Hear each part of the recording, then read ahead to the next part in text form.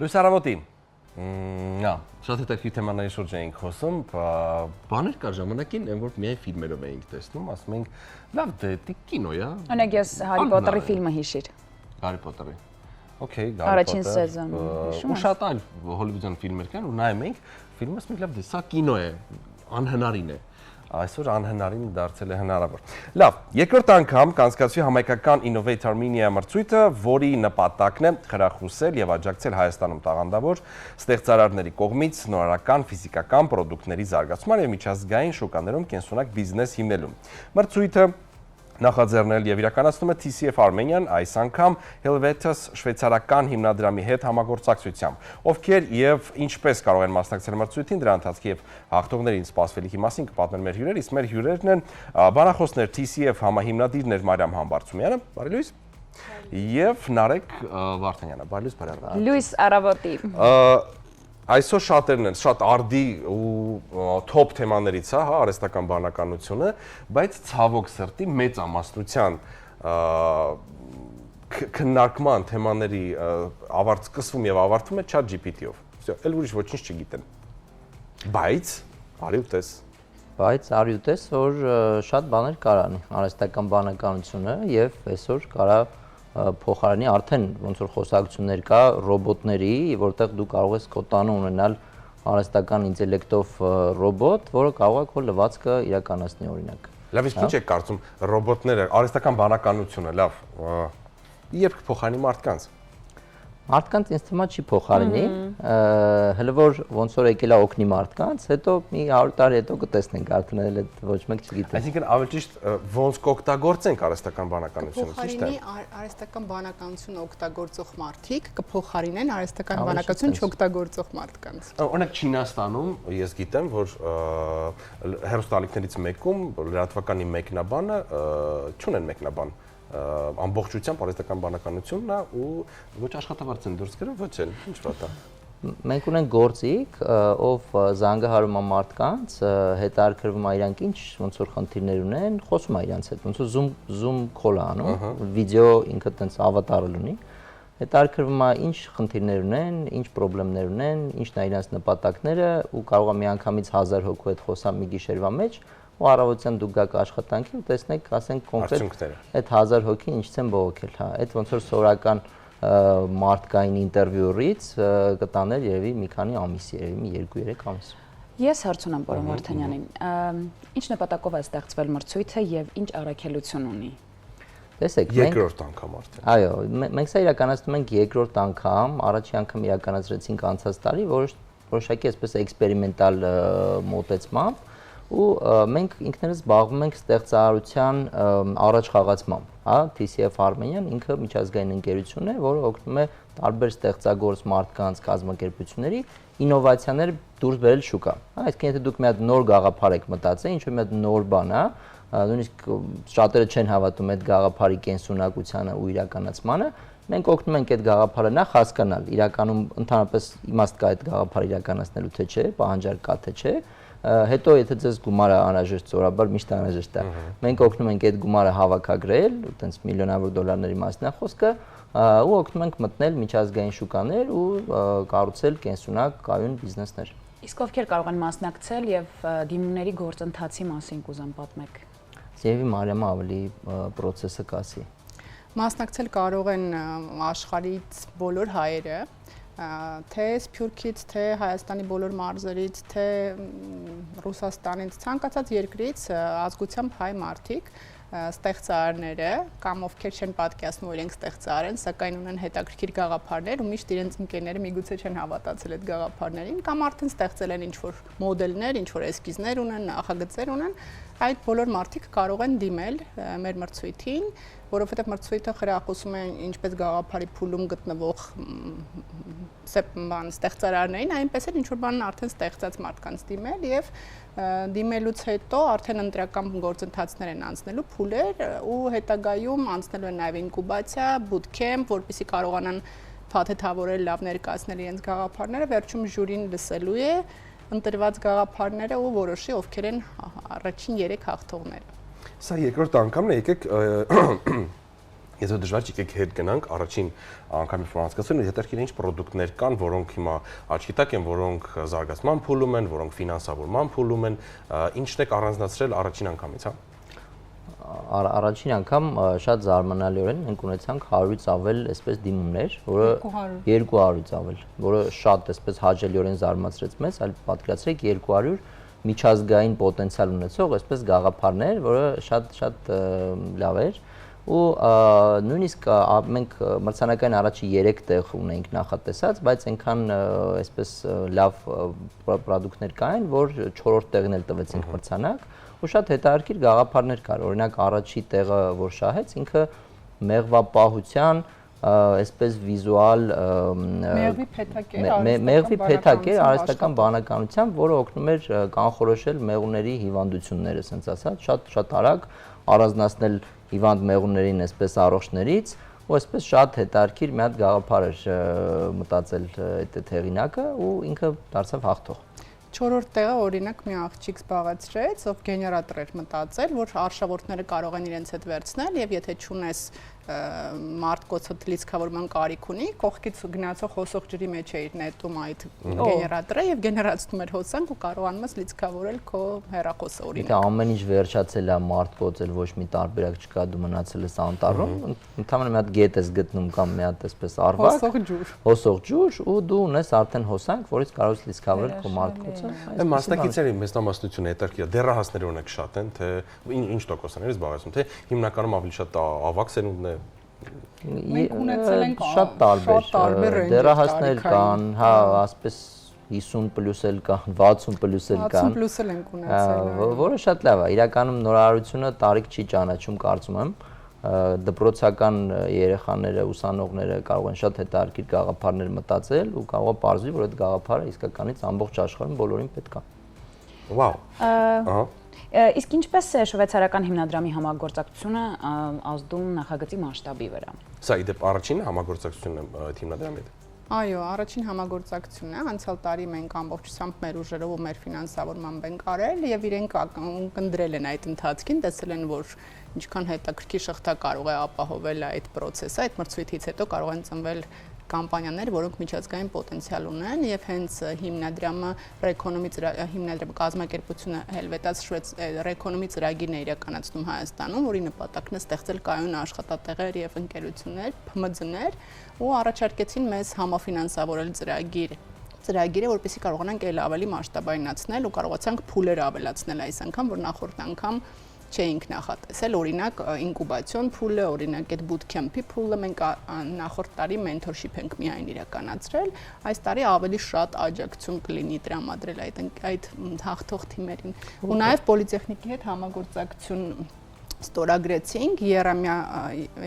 պայմանագիր, որ պոլիտեխնիկի ավարտական փուլի ուսանողները, ավարտական կուրսի արդեն կկարողանան իրենց գաղափարները վալիդացնել pre-launch.com հարթակով ու հասկանալ միջազգային շուկայի պոտենցիալ ունեն թե չունեն իրենց նախագծերը ու պատկերացրեք հնարավոր է մեր պոլիտեխնիկական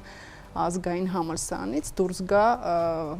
բրենդ, որը միջազգային ճանաչում կարող է ունենալ։ Ոչ միայն ավարտական աշխատանքներ, որոնք թղթի վրա կմնան, այլ ռեալ իրական պրոդուկտներ, որ կարող ենք զարմացնել բոլորին։ Ես արդեն զարմացած ու ապշեցին չգիտեմ։ Իսկ ինչպիսի նորարարական գաղափարներ են առավել պահանջված Հայաստանում։ Տեսեք, մի քանի կարևոր պահանջ կա այս մրցույթին ու ամենակարևոր պահանջներից մեկը այն է, որ ինքը պետք է լինի միջազգային պոտենցիալ ունեցող, հա, այսինքն շատերը մտածում են զուտ Հայաստանում, այսպես հայկական միջավայրի մեջ, հայկական իրականությունում ինչ որ նախագիծ, մենք հատկապես չէ, այսպես պարտադիր պայման է, որ ինքը լինի միջազգային պահանջարկ ունեցող ինչ որ պրոդուկտ։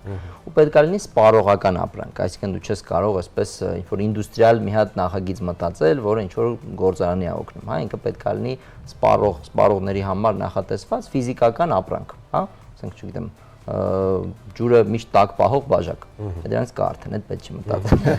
Բայց ու ոնց որ այդ գաղափարից մենակ գաղափարը իհարկե բավարար չի, պետքա դու որոշակի աշխատանք իրականացրած լինես, հա, որոշակի նախագծած լինես, դիզայն արած լինես, պրոտոտիպ նախատիպ այսպես կարող ես չունենալ, բայց դու կարող ես ունենալ, դու պետք է ունենաս այսպես շատ լավ պատկերացում այդ ապրանքի մասին, պետք է ունենաս իր նախագիծը, պետք է ունենաս վիզուալ ձևավորումը եւ այդ ամեն ինչով հանդերձ մենք կկարողանանք արդեն հասկանալ այդ գաղափարը ինչքանով է պահանջված ամբողջ աշխարհում։ Մեր նպատակն է նաև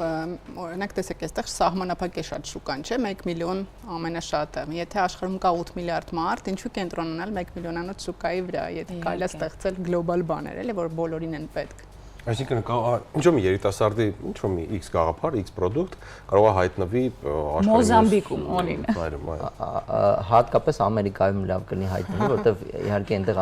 ամենամեծ Որտեղ հայտնվի չհայտնվի Ամերիկայում։ Հա,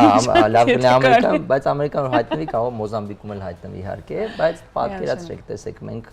հավատում ենք ու ինչ ենք խրախուսում ու նաև այս մրցույթի նպատակը որն է, որ մարդիկ լինեն Հայաստանում, գտնվեն Հայաստանում ու հավատան, որ իրենք կարող են կառուցել միջազգային ընկերություններ, միջազգային բրենդեր, անպայման չի նույնիսկ արտադրությունը իրականացնել Հայաստանում, դու կարող ես իրականացնել Չինաստանում, վաճառել Ամերիկայում ու ինքդ լինել Հայաստանում։